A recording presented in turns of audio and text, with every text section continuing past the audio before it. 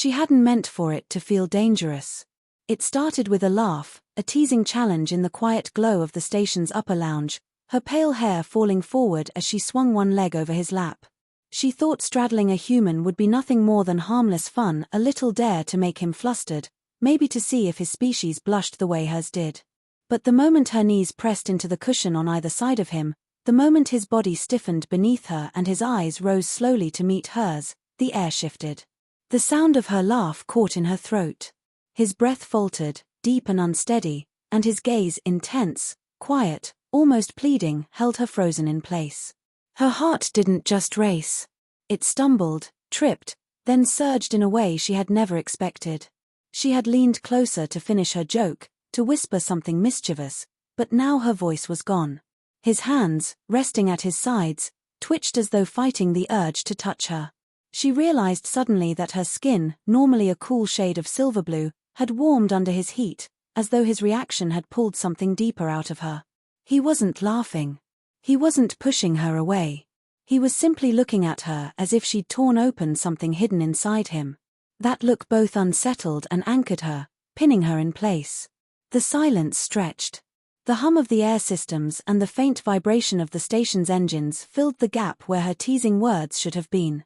She tried to smile, to push the moment back into the realm of play, but the smile faltered. Something in his expression told her this wasn't a game. For him, it was real, far too real. And suddenly, it was for her too. She shifted slightly, feeling the press of his chest against her knees, the rise and fall of his breath beneath her. Her hands hovered, unsure where to rest, and she hated that she was the one suddenly nervous. This had been her idea, her mischief.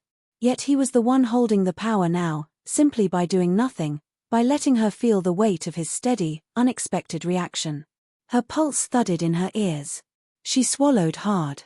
You're supposed to laugh, she managed, her voice thinner than she intended. He didn't laugh. Instead, his lips curved slowly, not into amusement but something deeper, quieter, like a secret smile only half-formed. His eyes softened, then sharpened again, pulling her in. She looked away, realizing too late how close their faces were. If she leaned forward just slightly. No. She couldn't. She wouldn't. This wasn't what she'd meant.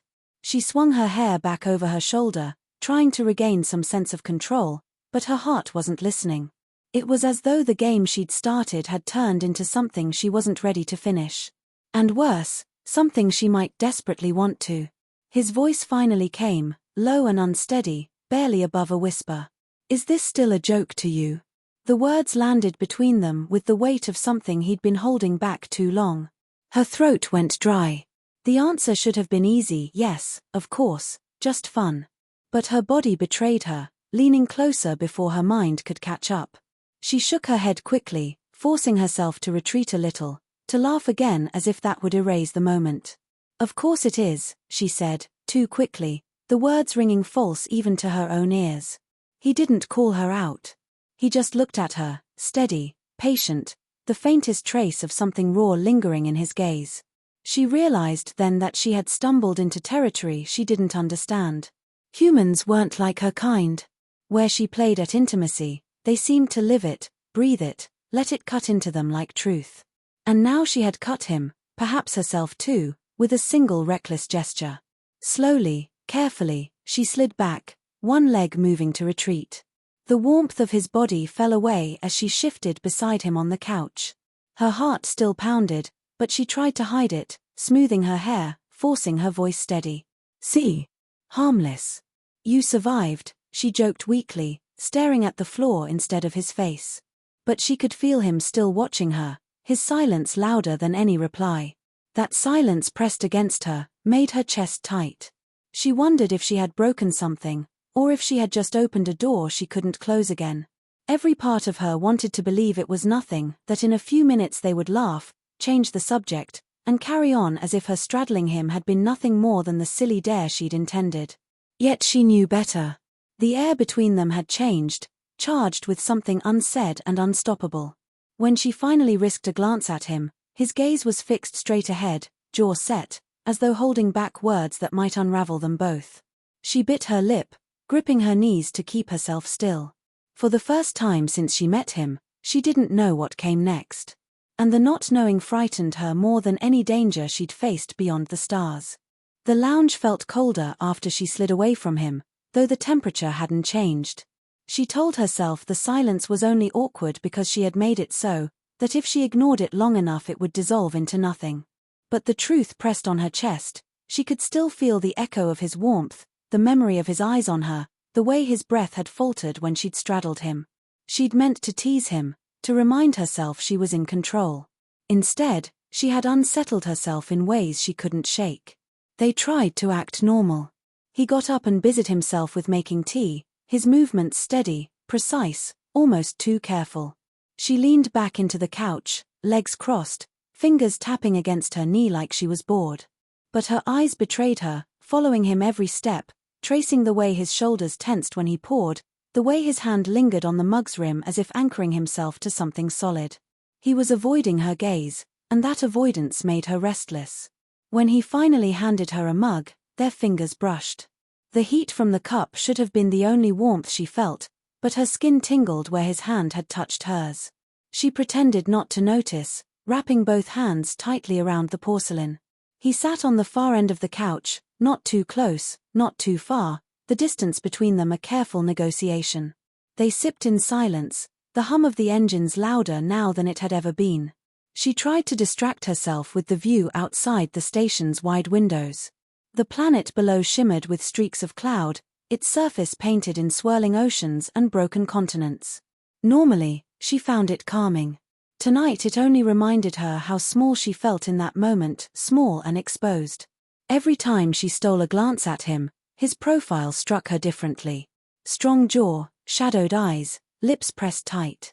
She had seen his face 1,000 times before, but tonight it carried a weight she had never noticed. It wasn't supposed to matter. Humans were fascinating, yes, but they weren't supposed to matter. And yet here she was, fidgeting with her mug, wishing he would just look at her again the way he had when she'd been on top of him. That look had terrified her, not because it was foreign, but because it was too familiar. It was the same look she'd seen in stories, the one her people whispered about when they spoke of bonds too deep to ignore. "Are we going to pretend that didn't happen?" she asked suddenly, her voice too sharp in the quiet. He froze, cup halfway to his lips, then slowly set it down. His eyes finally met hers, steady, unreadable. For a long moment he said nothing. She regretted asking. She regretted everything. Her throat burned. Finally, his voice came low, measured. "Do you want to pretend?" The question cut through her like a blade. She opened her mouth, closed it, tried again. "I don't know," she admitted, softer than she intended. That was the truth, and it startled her. She had always known what she wanted: control, amusement, escape. But now, staring into his eyes, she wasn't sure at all. The silence returned, heavier this time. She hated it, but she also hated what might come if he broke it. She stood abruptly, setting her mug down harder than she meant to. "We should get some rest," she said quickly, already moving toward the door. Her voice sounded casual, but her pulse betrayed her, hammering against her ribs.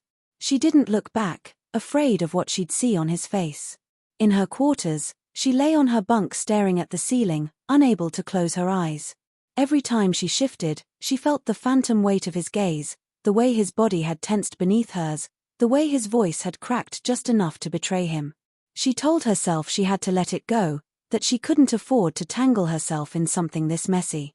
But her body refused to obey. She curled onto her side, gripping the blanket, heart pounding with a need she didn't understand.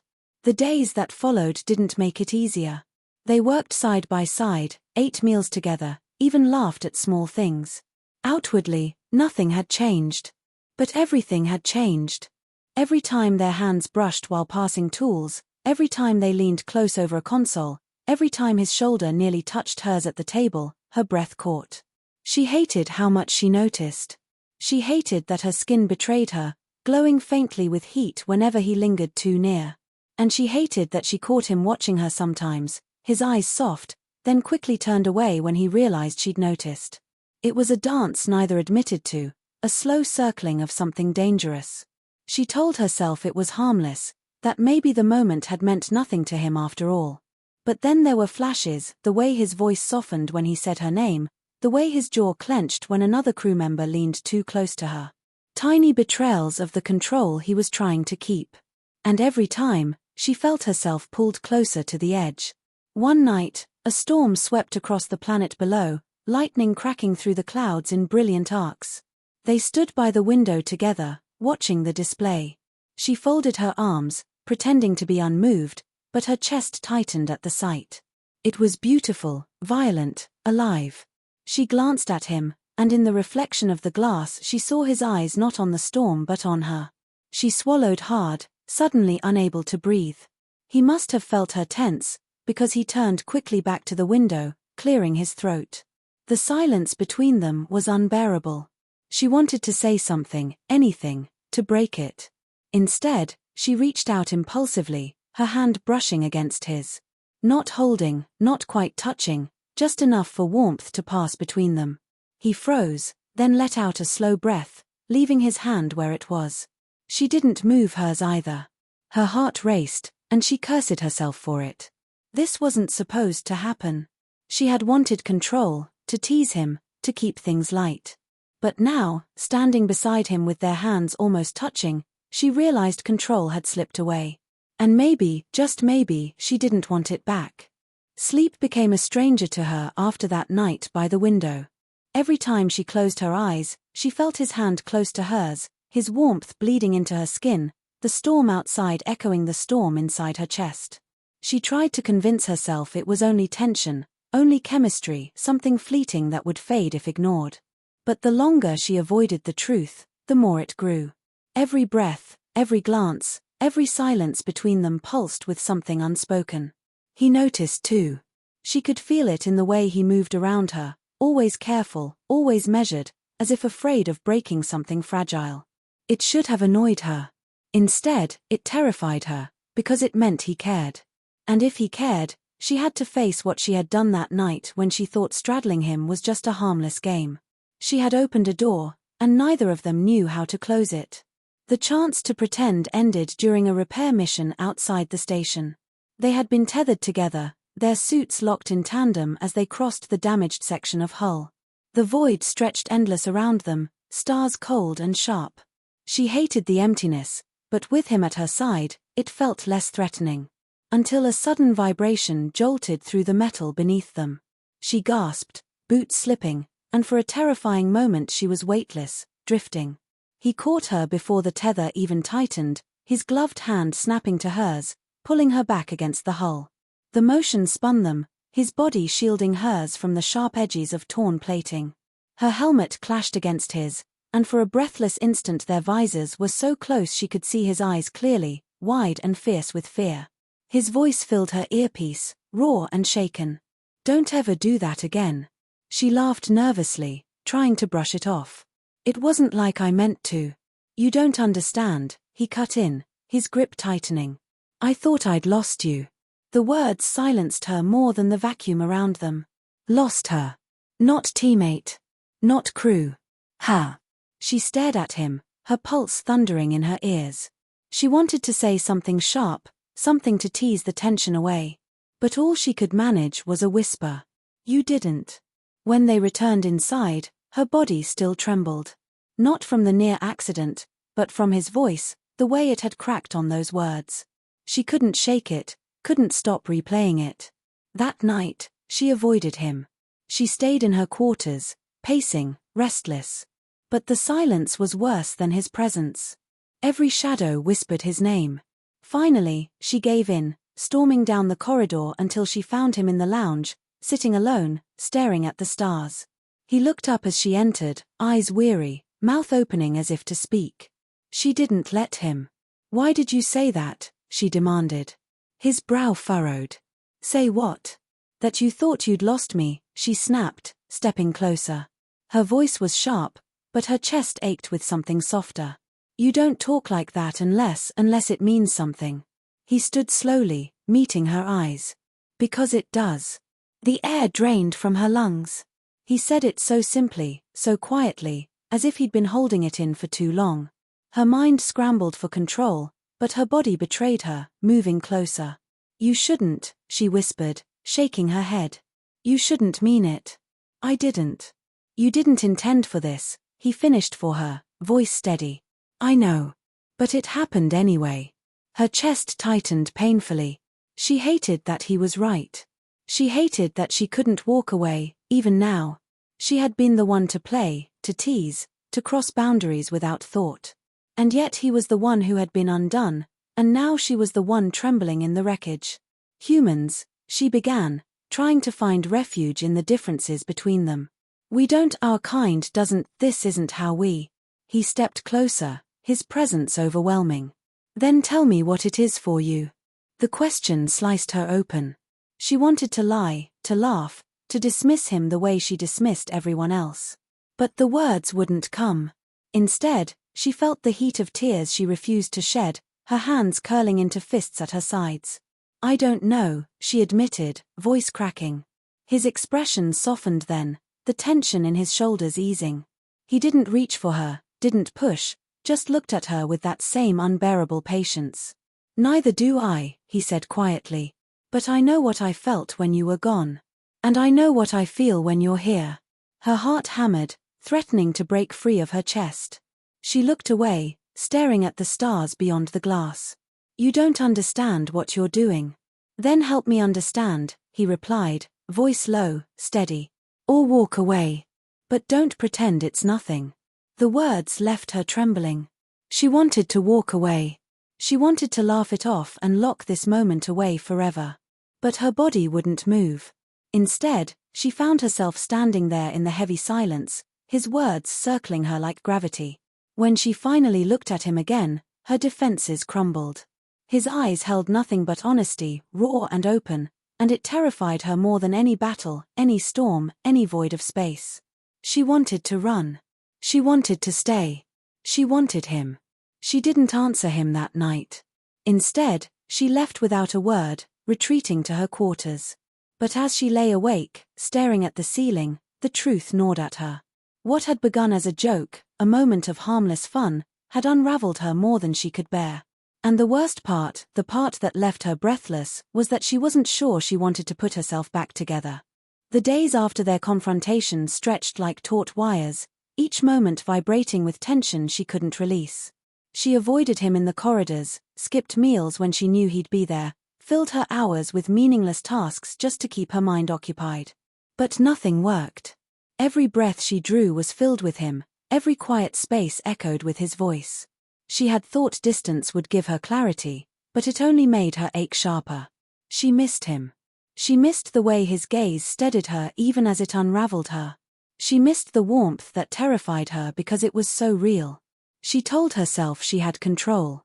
She had always been the one who teased, who toyed, who stayed untouchable. But that illusion shattered the night she found herself standing outside his door, hand hovering just shy of the panel. She didn't even remember walking there, only the pounding of her heart urging her forward. Before she could think better of it, she pressed the control, and the door slid open. He was there, sitting at the small table, head bent over a datapad. When he looked up, surprise flickered across his face, followed by something gentler, relief, maybe. She froze in the doorway, suddenly uncertain. But his voice, calm and steady, broke the silence. "You came." She stepped inside slowly, the door hissing shut behind her. "I shouldn't be here," she said, her voice thin. He set the datapad aside. "Then why are you?" Her throat tightened. She wanted to run again, but her legs carried her forward until she stood across from him. "Because I can't stop thinking about it," she admitted, words trembling as they left her. "About you. About what I did. About what it meant." His expression softened, but he didn't move toward her. He just watched, letting her spill what she'd buried. "I thought it was nothing," she went on, her chest rising and falling too quickly. "I thought straddling you was just fun. Harmless. But it wasn't, was it? Not for you. Not for me either. And now I don't know how to stop." The silence that followed was unbearable. Then he stood, slow and deliberate, and closed the distance between them. She felt his presence like gravity, pulling her in. "You don't have to stop," he said quietly. Not if you don't want to. Her breath hitched. What if I'm not ready? Then I'll wait, he replied. No hesitation. No doubt. Just truth. The simplicity of it undid her. Tears burned her eyes, and she hated how vulnerable she felt. But when his hand rose slowly, carefully, and brushed against her cheek, she didn't pull away. She leaned into it, closing her eyes, letting herself breathe him in. The warmth of his touch melted the fear she had carried for so long. When she opened her eyes again, he was watching her as if she were the only thing in the universe. That look, raw, unguarded, broke her last defense. She stepped closer, her hands finding his chest, feeling the steady beat of his heart beneath her palms. I'm scared, she whispered. So am I, he admitted. But I'd rather be scared with you than safe without you. The words hit her like lightning, searing through every wall she had built. And then she was kissing him, sudden and desperate, all the tension of weeks pouring into that single moment. He kissed her back with equal force, his arms wrapping around her, pulling her in as if he'd never let go. The world outside fell away. There was only him, only the taste of him, only the heat of his body against hers. When they finally broke apart, breathless, she rested her forehead against his, trembling. This isn't harmless anymore, she said softly. It never was, he murmured, and his smile, quiet, tender, made her chest ache. They stayed like that for a long time, wrapped in silence that no longer felt heavy but safe. She thought of the moment it all began, her reckless laughter as she straddled him, the way she thought she held the power. She realized now that power had never mattered. What mattered was the connection, the bond that had sparked in that instant and grown stronger with every glance, every touch, every word left unsaid. Later, when they sat together by the window, the storm on the planet below had passed, leaving the surface washed clean. She leaned against him, his arm draped around her, and felt a peace she hadn't known in years. For the first time, she wasn't playing a game. For the first time, she wasn't pretending. She was his, and he was hers, and that truth scared her less than the thought of losing it. She thought back to the beginning, to the joke that had started it all. Straddling him had seemed like nothing then, a spark of mischief. But his unexpected reaction had changed everything, changed her, changed him, changed the way she saw what could be. And as she pressed closer to him now, listening to the steady rhythm of his heartbeat, she knew she didn't want to go back to the way things were. He kissed the top of her head, whispering something she barely caught. You don't have to be afraid anymore. For once, she believed it.